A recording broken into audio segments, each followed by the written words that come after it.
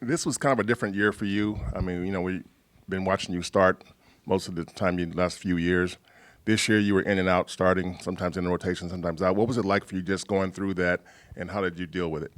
Uh, it was tough a little bit. Road changing from night to night.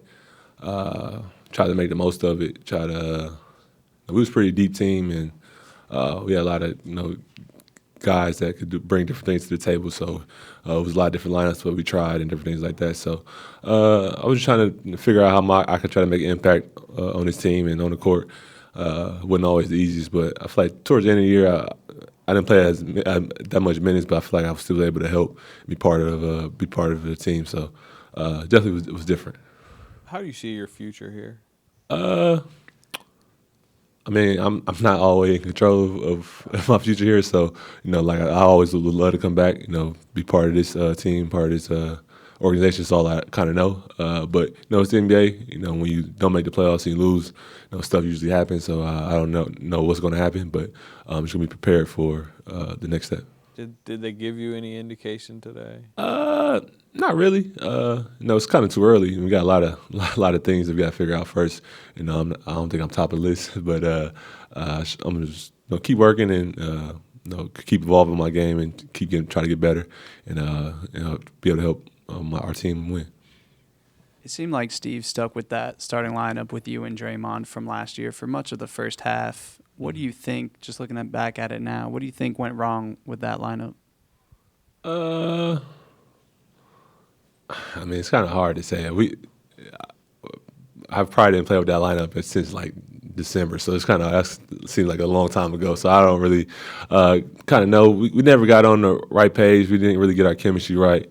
Draymond not being for training camp, we all kind of got off to a slow start. Uh, and different things like that. Guys weren't playing their best all at the same time. Uh, so things weren't working, so kind of went away from it and never kind of went back to it. So, uh, no, it was just tough. You guys, sorry, you guys went you went 22 and 32 against teams with winning records. Mm-hmm. What do you think was the biggest difference between you guys and some of the better teams, some of the contending teams in the league? Uh, we just played good in those games. We always play a good game for 42 minutes or 43 minutes. We never put together a full game. There would be times where against the best teams that we would be up most of the game, or we even take a lead, and the other team would just make a run, and we couldn't close it out at the end. I think that's probably our biggest struggle in our record. We lost a lot of games at the buzzer, a lot of games where we had a lead that kind of could have changed the season. But you live and you learn, and no, we wasn't. I think we just didn't execute good enough sometimes to close games. Despite some of the struggles, I mean, guys pretty consistently talked about just the camaraderie that this group had. How do you plan on remembering this particular season? This is a crazy season. It's a season that I'll probably always stick out in my NBA career, just for how much we had to go through, how much we experienced as a team together. Some of the things that we went through was not normal in the NBA season, despite just the losing and different things like that. But coming to work every day was always fun. It was always a safe place, even though having a loss like we did with coach in the middle of the season, it was still able to come to work and feel the love from our teammates, the staff, the training staff, the other workers. It just made every day a little bit brighter. So yeah, camaraderie was great. Wish we could have had a chance to make a run in the playoffs together as a group, but the way things felt, it didn't go that way. Kevon, despite kind of your role fluctuating sometimes, your leadership was still obviously very much accounted for. What's the challenge in that, and who are maybe some of the veterans you've learned about that in the past, even when times are going up and down? It was definitely it was challenging sometimes, just because it's easier to lead when you're out there on the court, and you feel more comfortable leading when you're playing well and you're feeling really good about yourself. But I learned from a lot of guys. From Andre, he didn't probably play last year. Didn't really play, but he's one of our biggest leaders of our team. And I talked to Zaza He's still with the organization. Sometimes when I need somebody to talk to or lean on, I was able to talk to him. D. West, Bogut, some of the former players I played with, they taught me a lot about leading from the back, not being always being in the front, being able to be a voice and being able to talk to guys, be able to connect the team. And so I just remember everything that they taught me and try to do the same things. So yeah. And whether it was Steve, Steph, or Draymond last night, there's still a lot of confidence in this group still being able to make a run. What's your trust factor as far as that group still being able to contend with you? I trust it all the way. When you as long as you got those three and a coach like Steve, it's always a chance that we can do something special. You got to add pieces, change the pieces around, but that three has shown that they can get it done with a different cast.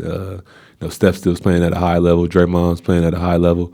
Clay's been playing at a high level. So as long as those guys are healthy and are still want to do it at the level they want to, I think they can make a run. Like I said, pieces might have to change, but they've shown that they can do it with different groups. Kevon, back here. We've talked a few times about you sort of mentoring Trace. Mm-hmm. You played in this league a long time. You study centers. What about his game and his personality, his makeup, make you think he's going to be? What do you sort of see as his future? I guess. I think he can be a really, really good player. His feel for the game, his athleticism, his touch around the rim is all things that you can't just teach. I think he finished like 80% around the rim. That's elite as a rookie. So I think he's only going to get better. He's only going to get smarter. He's only going to get stronger. So I think he has a chance to be a really, really good player, have a long career. Get the practice against him every day. I see his potential and what he can do, and I was just glad to see him out there doing it at a high level. And just a quick follow-up, and where do you see his need for improvement or his chance? What can he do much better next year to take another step?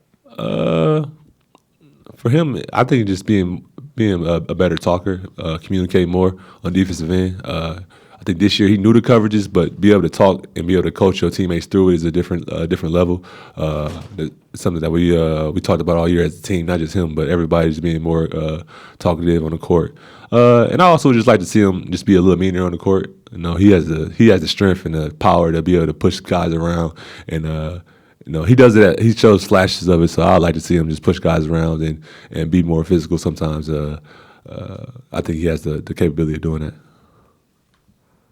Kevon, it looks like, from our perspective, a lot of things that has always worked with you guys didn't work as well. And there's a lot of talk about parity in the league being better.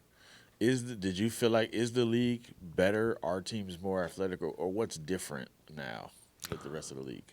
I feel like the league definitely got better. I feel like I guess you can say it got more athletic, but I just think guys the scheme's a little different. Guys are playing a lot faster. Everybody's shooting more threes, and people are shooting the ball a lot better. That's probably the biggest difference. I would probably say that teams shot the ball a lot better. And I think last year 46 wins would have got us a lot higher in the playoffs. So teams were a lot better, a lot more competitive. I think the play-in made guys play for more, a lot longer. People were really trying to win. So I would say that was like the biggest difference. Is there a part? I know you are one of the least emotional guys on the team. Yeah. But is there a part of you that watched Clay go through that and feel it, knowing that all he's been through, or you put some tussin on it, you'll be all right? In the moment, I didn't really think about it. I didn't realize it. I really wasn't thinking about his game. We were trying to win, and I feel like it wasn't just. I feel like we all wasn't playing our best game, so it wasn't like, oh, this guy's killing us. He needed to play better. We feel like as a unit, we wouldn't compete to the level that we needed to compete at. I feel like we all play hard, but we didn't really execute the game plan like we were supposed to. We wasn't playing with that joy and that intensity that we needed to win that game. So after the game, you thought about like, man, that's I wish Clay could have played better, and you never know what's going to happen. So I thought about it after that, but during the game, it was like, man, whatever. Clay gonna make the next one. He always do. That's kind of how we was thinking. Can you imagine him playing elsewhere? No. You know, he's been here his whole career. When you think about the Warriors, you think Steph, you think him, you think Draymond, and so it would be weird seeing him put on another jersey or compete for somebody else. But the NBA guys switch more than stay on the same team nowadays. So it would be hard for me to imagine that. I felt like it was 2022, right? And even some last year in the playoffs where, like, you were the man. You know what I'm saying? Like, your jersey was in the crowd. Like, people were talking about your statue. Like, is it crazy to you, like, how fast things change? Or does that feel like how it's been in your career? Like, It's just normal to me. That's how it's been in my career. It's how this team has been covered. You know, we are the greatest one day, and the next day we're all terrible. Get rid of everybody. So I kind of seen that before. I kind of knew that. So it's not like surprising or shocking. Like my first couple of years, they said I shouldn't be an NBA player. So it's just, you know, you just take all the noise and try to block it out, and just keep believing in the work, believing in yourself, and believing what you can do. And I got the ultimate faith in myself and my teammates, and so I feel like I'm gonna still be around this league for a while. Yeah, I was kind of gonna go down that line. You're 28 still. Yeah. How much good basketball do you think you have left? I think I have a lot. I feel like I can get better. I didn't play a lot. After the first couple month or two, I don't feel like I played a lot of minutes. I didn't. I tried to take advantage of the opportunity that I was given.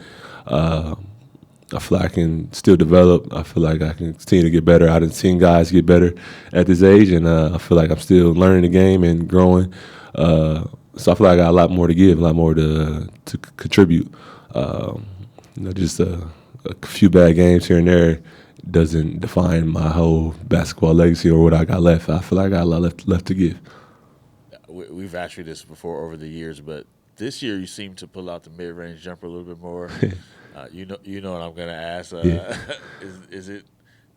Does anything about how this year played out make you want to get behind that three-point line because you For sure. really have some shooting ability? For sure.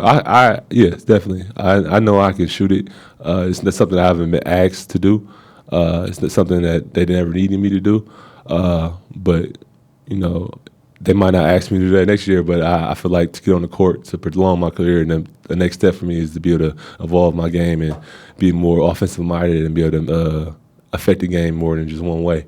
So it's something I've been working on even, since towards the end of the season. I've been working on it more, working out with Dario, picking his brain. He's a guy that kind of plays that way. So just trying to learn as much as I can, learning from different players, and just watching the way the league is going. I know I have to add more stuff, and I'm excited for that process this summer to continue to work on my game and get better. You're talking all the way out to 3, right? Yeah, I can make it 3. Yeah.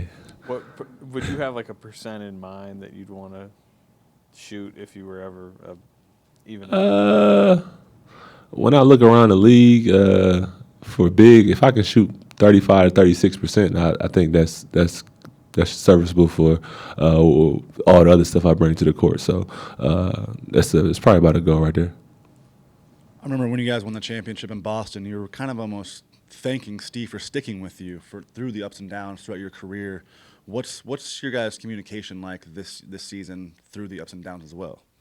We always got an open line of communication with Steve. He always pretty honest, and he's letting me know what he's thinking, what he's going to do, the next step, the process of why he's doing different lineups, why he's doing this. So he's always upfront, and that's why it makes my job a lot easier to handle and to move forward and continue to do my job at the level I want to. So yeah, he's always pretty open, and he's still open. Yeah. You said 35, 36? Yeah. Looks like Draymond was at 39.5. You Yeah. okay with Draymond shooting better? I mean, he's a power forward. I'm a center, so he should beat me at something.